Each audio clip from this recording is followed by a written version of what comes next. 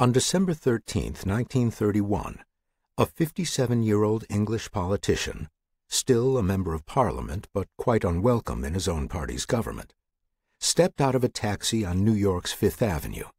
He was in New York to begin a speaking tour in an attempt to recover some of the small fortune he had lost in the stock market crash 2 years earlier. Being English, and perhaps distracted by his troubles, he looked the wrong way down the avenue and did not see the automobile that, traveling at about 30 miles per hour, knocked him to the pavement and dragged him for a spell, cracking some ribs and slashing open his scalp. Had he died, he would be remembered today by a few historians specializing in early 20th century British history. But he did survive. His name was Winston Churchill.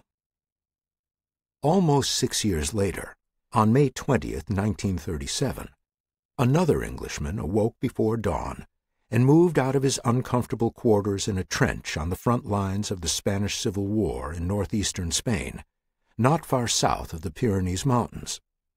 Though serving as a soldier, he really was a writer, a minor author of mediocre novels that had not been selling well.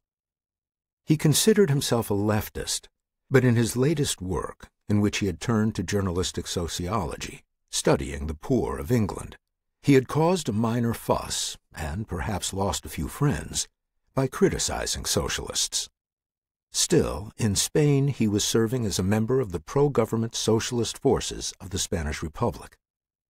He was a tall man, and as he moved along the west-facing trenches to check on the members of his squad, his head was silhouetted by the sun to the east, rising behind him. A nationalist sharpshooter about 175 yards away spied him and fired a copper-plated 7mm bullet. It was a well-aimed shot, sending the bullet through the base of the Englishman's neck, where it just missed a carotid artery. Stunned, he fell to the ground. He knew he had been hit, but in his shock could not tell where. Informed that he had been shot through the neck, he composed himself to die within minutes, because he had never heard of someone surviving such a wound. Had he expired then, he would not be remembered today, except perhaps by a few literary specialists and minor mid-20th century English novelists. But he did not die. His name was Eric Blair, but his nom de plume was George Orwell. On the surface, the two men were quite different. Churchill was more robust in every way. Born 28 years before Orwell, he outlived him by 15 years. But in crucial respects, they were kindred spirits.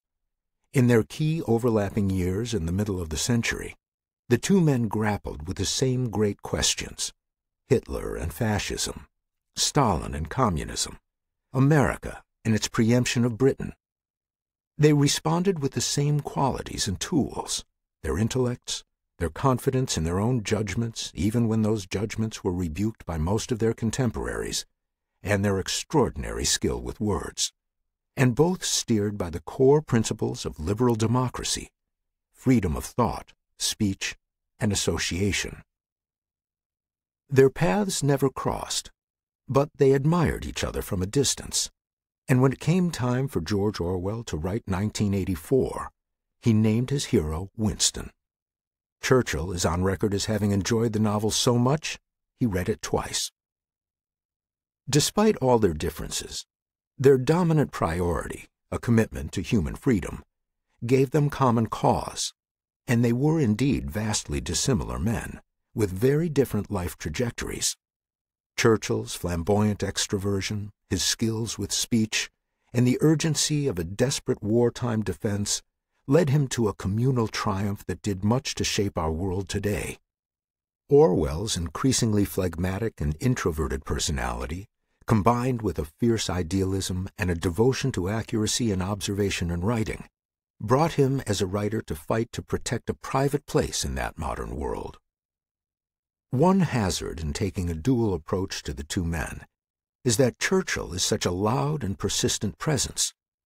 Look at any key event of the 1940s, and he is there, participating in it or speechifying about it, and then some years later writing about it.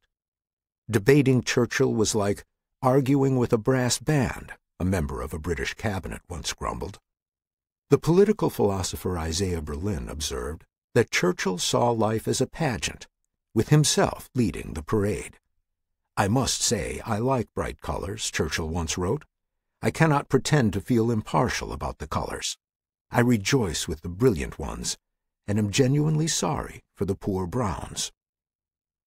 Together in the mid-20th century, these two men led the way, politically and intellectually, in responding to the twin totalitarian threats of fascism and communism. On the day that Britain entered World War II, Churchill stated, "It is a war, viewed in its inherent quality, to establish on impregnable rocks the rights of the individual, and it is a war to establish and revive the stature of man." Orwell expressed the same thought in his plainer style. "We live in an age in which the autonomous individual is ceasing to exist," he fretted 2 years later.